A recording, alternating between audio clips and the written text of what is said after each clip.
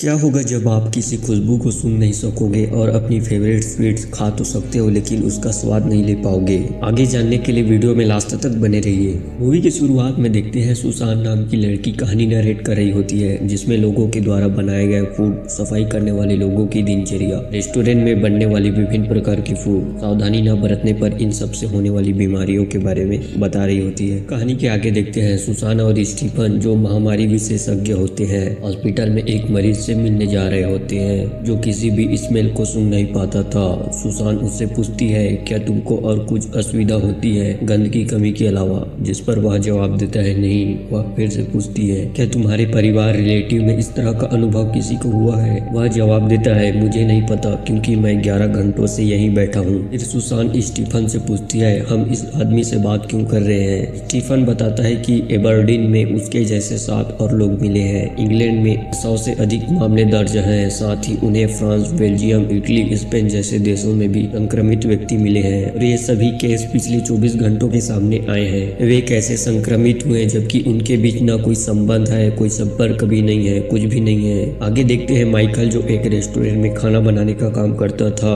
Restaurant में सभी प्रकार की डिशेज बनाए जाते थे, वेज से लेकर नॉन वेज तक। माइकल बाहर सिगरेट पीने आया होता है लेकिन उसके पास सिगरेट नहीं रहता।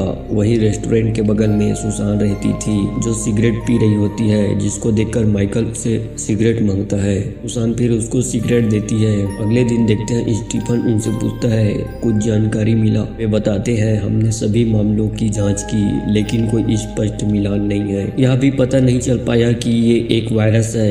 यह कहना उचित है कि यह फैल रहा है। फिर देखते हैं इसका असर कई लोगों को हो जाता है। लोग पहले रोने लगते हैं जो उन्होंने अपनी लाइफ में खोया उसको याद करके। फिर स्मेल का कोई एहसास नहीं होता। यह भी एक बीमारी की तरह है जिसे देखकर राज्य में लोगों को सतर्क रहने की चेतावनी दी गई। सुसान इसके दवाई बनाने में लगी हुई होती है। लोग दुकानें, रेस्टोरेंट बंद करने लगे। रेस्टोरेंट में कोई ग्राहक न आने पर सभी कुकर जाने लगते हैं। उसी वक्त सुसान कार में आ रही होती है। सुसान मजाक में माइकल से बोलती है आज तुमने अपना खुद का सिगरेट मिल गया और वहाँ से जा रही होती है। माइकल उसे खाने के लिए बुलाता है क्योंकि लोग इन दिनों रेस्टोरेंट में खाना नहीं खा रहे होते हैं जिससे बहुत सारा खाना बचा होता है। सुसान फिर खाने के लिए चली जाती है। माइकल उसके लिए फिश बनाता है जिसे खाकर सुसान उसकी तारीफें करने लगती है और आगे बताती है कि वह एक महामारी विशेषज्ञ है। माइकल उसके खाने के लिए कुछ स्वीट्स लाता है। फिर देखते हैं सुसान अचानक अपने डैड के बारे में सोचकर रोने लगती है। माइकल उससे पूछता है मैं आपको घर तक छोड़ाऊं। माइकल फिर सुसान को उसके घर छोड़ने जाता है। वह फिर भी रो रही होती है। माइकल वहीं रुक जाता है। कुछ देर बाद वह भी रोने लगता है। वे दोनों भी बीमारी से संक्रमित हो चुके होते हैं। फिर देखते हैं रेस्टोरेंट का बॉस सभी कुकर को समझा रहा होता है कि हमारे ग्राहक स्मेल नहीं ले पाएंगे, इसलिए यह टेढ़ी नाक वाले लोगों के लिए खाना पकाने जैसा होगा। फिर से सभी नए तरह की खाना पकाने में लग जाते हैं। रेस्टोरेंट की छुट्टी के बाद माइकल सुसान के साथ ताजी हवा खाने बाहर घूमने जाते हैं। दोनों एक दूसरे से बात कर रहे होते हैं। सुसान बताती है कि उसकी एक बहन भी है जिसकी शादी को लगभग 1 साल हो गए। वहीं एक महिला लोगों को नई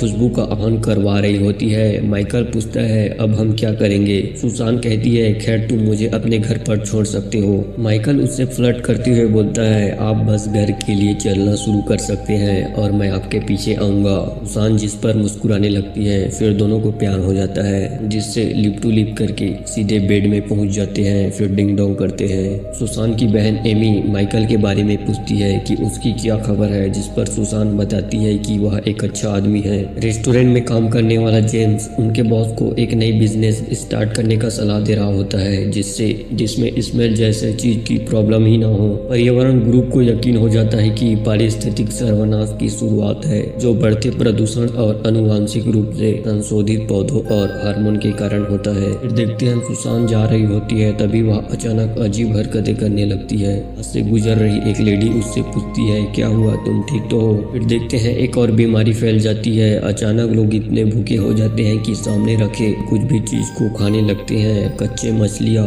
जानवरों के कच्चे मांस, यहाँ तक पेस्ट लिपस्टिक भी खा रहे होते हैं। देर के बाद सब कुछ नॉर्मल हो जाता है। सभी हैरान हो जाते हैं कि उनके साथ क्या हुआ और इतने भूखे कैसे हो गए।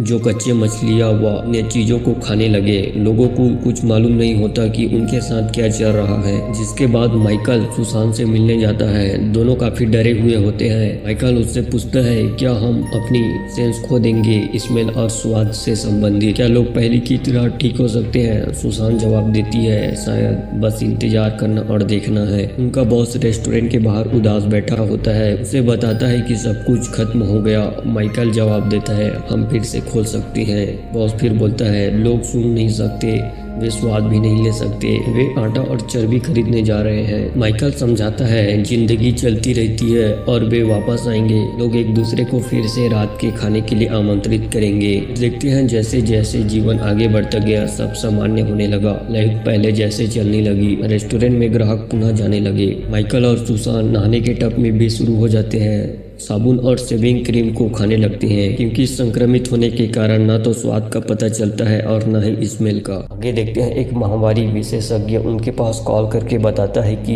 एक स्मेल वाली बीमारी बैंकॉक थाईलैंड में फैल चुकी है। जानकारी के मुताबिक आगे बताता है कि इसमें गुस्सा नफरत करने के बाद व्यक्ति बहरे हो जाते हैं। वह उनसे हेल्प मांगता है और जल्द ही मदद भेजने के लिए कहता है, जिसे सुनकर वे घबरा जाते हैं और यह बीमारी थाईलैंड से फैलते हुए कई देशों तक पहुंचा।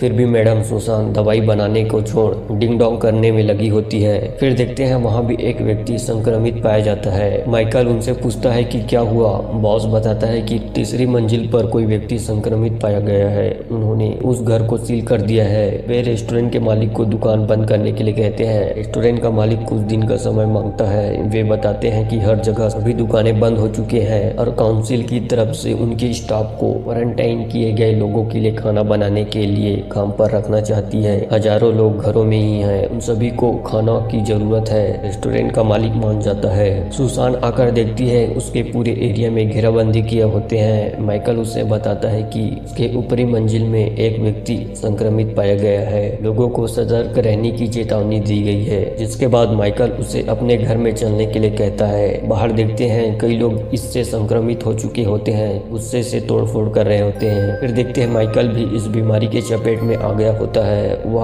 सुसान को बहुत बुरा भला कहने लगता है, जिससे सुसान उदास होकर वहां से चली जाती है। वह काफी गुस्सा में होता है और अपने सामानों को फेंकने लगता है। सुसान अपने बहन के घर चली जाती है। फिर देखते हैं माइकल वापस नॉर्मल हो जाता है, लेकिन वह सुन ही नहीं पा रहा होता। वह सुसान के पास जाने लगता है। उसे बाहर जाने से फिर रोकते हैं और एक लेटर देते हैं जिसमें लिखा होता है यदि आप बहरे हैं तो घर पर ही रहे, खाना और पानी मिल जाएगा। माइकल फिर उसके पास कॉल करता है और उसे समझाता है कि उसने जो भी किया वो वह नहीं था, वह बस एक बीमारी थी और उससे माफी मांगता है और घर वापस आने के लिए कहता है। लेकिन सुसान भी बीमारी के चपेट में आ चुकी होती है। वह मोबाइल को फेंककर उस पर गुस्सा करने लगती है और अपने सामानों को तोड़फोड़ कर रही होती है। देखते हैं पूरे शहर के लोग बहरे हो जाते हैं। उस दिन बीतने के बाद लोग फिर से अपने काम पर लौटने लगे।